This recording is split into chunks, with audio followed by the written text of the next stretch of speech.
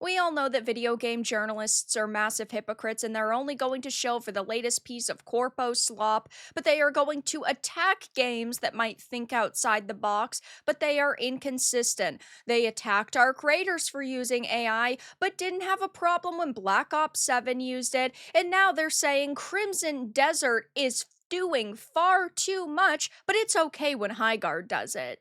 I have a few different things to show off, but before I get into the topic, if you enjoy the content I create, check out the links in the description, join the community in my live streams, and consider supporting through Patreon or YouTube memberships. Now, none of us trust video game journalists. They are extremely inconsistent, and they, of course, will defend something if it pushes the political propaganda they support. But when a game doesn't do that, well, it's free range. Okay, you can attack them all you want. You can go at the developers all you want. You can cancel them if that's what you want to do. And it usually doesn't work out for the journos because gamers are actually going to defend the good game. But now they are attacking Crimson Desert while also praising Highguard for virtually the same thing. Now, we all know what the situation is with Highguard. It is a game that tries to do everything and succeeds at nothing. IGN had just put up a post a few days ago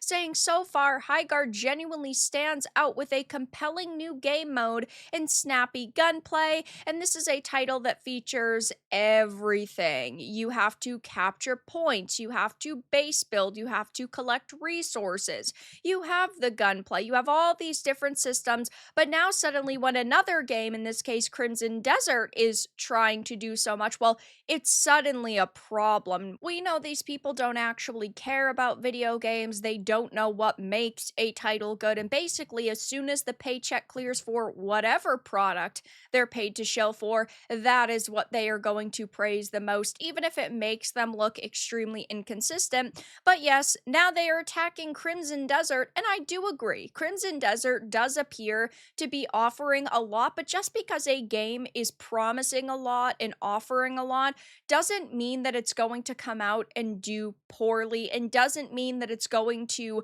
underdeliver with every single system. Black Desert Online, Pearl Abyss's other game, the MMO, did phenomenally, and it did feature a lot of different systems that were all done pretty freaking well, and so I do have a lot of faith in them. I do think that they are going to come out and at least create a really fun experience, even if it's not perfect. I don't expect every single game to be perfect, but the two products, comparing Highguard and Crimson Desert, are very different, okay? Highguard looks like it was developed in a year. It looks like it is an early access game, and it doesn't look like it should have released, but Crimson Desert looks gorgeous. It has all these systems. The gameplay looks fun. It looks sharp. It looks polished.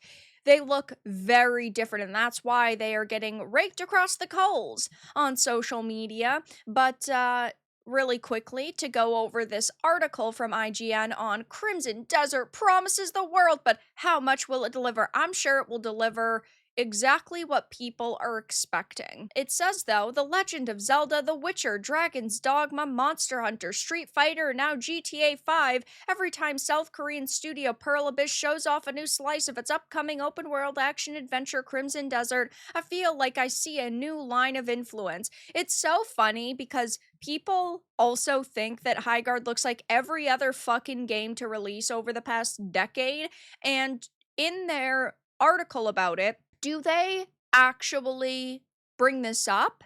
Do you see at the top of the Highguard review any comparisons? No, because one is Western corpo slop and the other is a South Korean unique experience. It's interesting that they constantly call us the racists, but if you actually start paying attention to their coverage on Eastern versus Western games, it might be a little bit of a situation of the pot calling the kettle black, because man oh man do they trash Eastern games basically at every opportunity possible. It says over the 6 years since its reveal, we've seen a fantasy land akin to one Geralt would explore, puzzle shrines in the sky that could easily hover above Hyrule, and a complex combat system rooted in Capcom classics. But in the developer's latest lengthy video detailing the world of Pyrewall, a new surprise awaited us: the addition of two new playable characters to join Scottish Jon Snow alike main protagonist Cliff Macduff, the whole skill set of their own for us to now anticipate getting our heads around. I can't help but be excited, but also cautiously wary. By trying to do so much, does Crimson Desert risk achieving nothing? I don't necessarily think every game needs to innovate. I don't think every single game needs to do everything to the most intense, insane lengths possible. I just think it needs to be good. And it's fine if it quote unquote achieves nothing, because the only achievement it should strive for is entertaining people. And I definitely think this is going to entertain people. But the spin between these two different articles is so interesting to me, because in the Crimson Desert one, it's constantly comparison after comparison after comparison.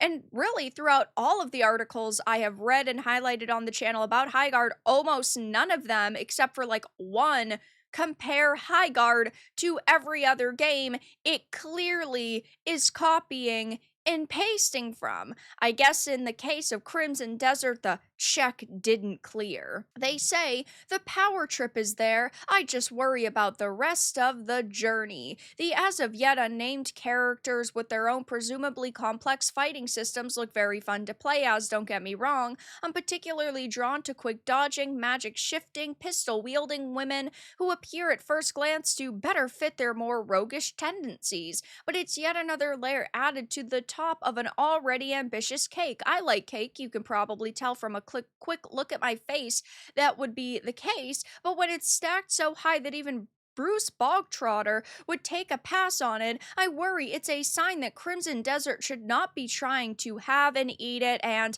they are getting destroyed for basically sitting here and saying there's too much going on in the game, that this game is too ambitious. And again, I do think that it is hard to trust companies now, given how much Western bullshit we've gotten, but I trust Eastern developers way more than I trust Western. And in the case of Black Desert Online, Pearl Abyss really did deliver a high quality experience. If you guys don't like a game, then it's probably a good game. By trying to do nothing special, Veilguard earned a 9 out of 10 from us. Yeah, the fact that they'll give things like Concord 7s and Veilguard's 9s, but they're sitting here complaining about Crimson Desert is insane to me. Pro tip: if game journalists hate it, then the game is probably good. IGN's futile attempts to pour cold water on one of the most anticipated games of the year, no doubt because it avoided box ticking DEI requirements, and they did the same exact thing with something like Hogwarts Legacy. Because they felt it didn't do enough to apologize for J.K. Rowling's legacy, and because it is Harry Potter, they tried to make people less excited for it. Did that work? Of course not, but they are always going to attempt it, even if they look ridiculous. Game journos will complain about the negativity surrounding Highguard and then post shit like this. But it's not even out yet. Can we stop dunking on Highguard before it's even out, please? Yeah, these people are not consistent whatsoever. And human beings are inconsistent creatures. I get that occasionally, right, somebody's going to have an opinion that doesn't quite align with the previous stance they had, but we're talking about it being a day-to-day occurrence with these people. I thought my hate for IGN couldn't grow any larger. I was wrong. I think they will nail it because this is a single-player game. They are experienced with making huge worlds filled with stuff to do. If it's anything like Where Winds Meet, Jack of all trades, master of none, then yes, I'll take. The devs released hours of gameplay showing how great the game is. Crimson Desert's epic scope might be its undoing. No way. So I am personally very excited for Crimson Desert. I will be streaming it on release. It's one of my most anticipated titles of the year, but it is hilarious to see that they are so desperate to shill for a game that currently has 5,567 players in game, that they are going to the ends of the earth to attack another game that clearly is going to beat its competition Highguard in every category possible. But that's all that I really had to discuss in this video. Let everyone know your thoughts in the comments below. If you found this important and informative, make sure to give it a like, share it, and subscribe to the channel. And if you didn't, give it a dislike. I appreciate your support either way, but I'll talk to you all again in the next video really soon.